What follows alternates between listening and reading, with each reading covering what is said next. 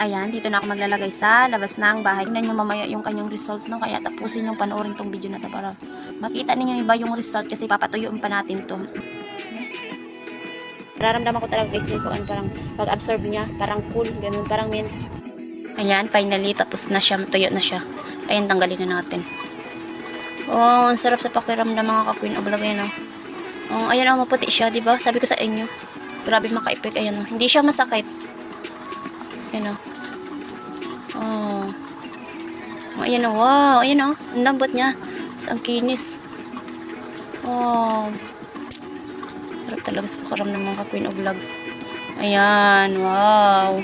Tapos ito yung balat ko ng ano, meron pa siyang ano, tapos ito yung wala na. Oh.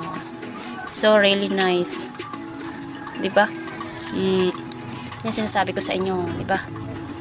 Ito lang yung skincare ni Queen of Vlog, yung kaligayahan ko. Sige na guys, bye-bye na. Thank you po for watching. Basta ayan, napakita ko na sa inyo yung effect niya. Ito siya maitim, tapos medyo naputi siya. Ayan. Twice a week lang naman kasi ako naglalagay, hindi naman araw-araw.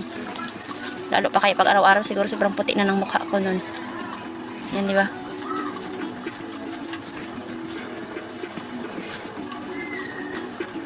Sige na po, bye-bye na. Ayan na, shinare ko lang.